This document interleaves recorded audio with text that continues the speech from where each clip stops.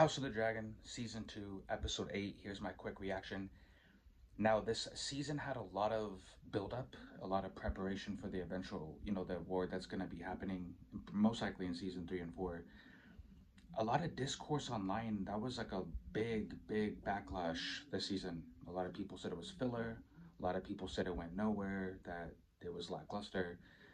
I agree with some of it, but I think the writing was meant to give us a more in-depth look, like a more in-depth look at the characters and how they're feeling and what's going down basically before the dance happens. Now, some highlights of this episode, when Daemon has the vision, he basically sees Daenerys, he sees Rhaenyra on the throne, he sees the White Walkers, he sees a bunch of dead, soldiers. Now, it's kind of like, I was wondering if like Daemon thought that like Rhaenyra is supposed to be the one that fights the White Walkers or tries to, and when she goes to Harrenhal and he bends the knee to her eventually, in the episode, I'm kind of wondering if he thinks that's supposed to be her. I don't know if you guys read the book and this is part of the book. You guys comment below and let me know. It kind of made it seem like that, like he thinks, oh, she's gonna be the one that takes the throne, and she's supposed to be the one that takes out the White Walkers, or the eventual winter that's coming.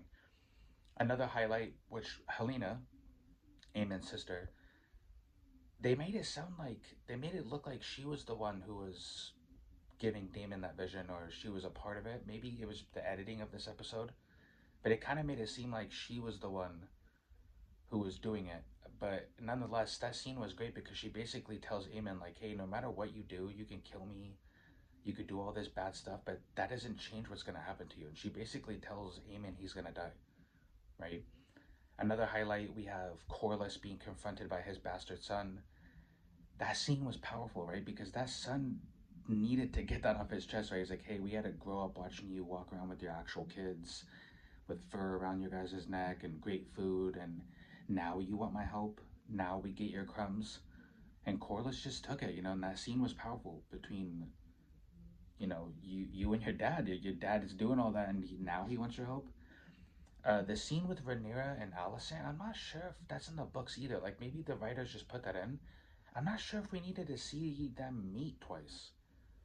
You know what I mean? But the scene was still powerful because it shows one person is like, hey, I want to be free of this. I don't want to be a part of this life anymore. And the other person's like, no, this is my destiny.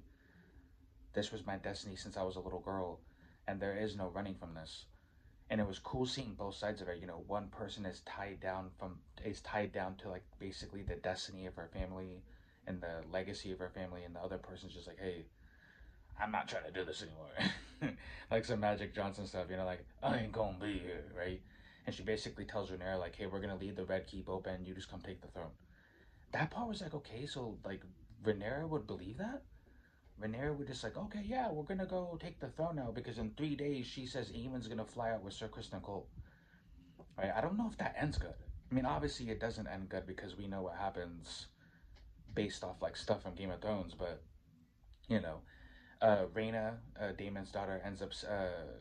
I think she claimed a dragon, and the dragon's name is Sheep Stealer. Yeah, it's Sheep Stealer. Which these dragons have fire names, bro. Pun intended. These dragons have crazy names, dude. But Sheep Stealer's a good one, and it's cool to see her finally get a dragon, right? Because throughout the show, she was the one that didn't. And correct me if I'm wrong, but I know that there was a character named Nettles that was supposed to get Sheep Stealer, but the writers kind of wrote Nettles out. I don't think Nettles is gonna be in the show like for season 3 and 4. So they kind of wrote Nettles out and made Rhaena the one who gets Sheep Stealer. So I thought that was interesting. People probably aren't gonna like that, but I would be interested to figure out why the writers didn't want to put Nettles in the show. You know. So yeah, and then we see Aegon too, and like he's just, bro, he just looks bad. He looks like his dad. Like he just looks hella bad, and it's just like really sad to see him like that. But yeah, I don't know what you guys think. Was this season full of filler? Did you guys think it was lackluster? Did you guys think the writing was bad? I didn't think the writing was bad, but I don't necessarily believe this season was all filler either. You know, I'm a big fan of like writing like this, where like you get like good story, good background, good in-depth look at the characters and how they're feeling. But and a lot more happen. I could probably get into that in a fantastic review if you guys are, if you guys keep up with the channel. I do fantastic reviews and kind of go through movies and shows and stuff that I'm a fan of. So, but yeah, you guys comment below. Let me know what you think. Are you guys prepared for season three? Are you excited for season three? What do you think they're gonna change from the book? Like, are they gonna sway a sway a lot left away from the book, or are they gonna keep the same story beats but kind of just change a few things? I'm pretty sure they've already done it too. So, but yeah, until next time, guys. Peace.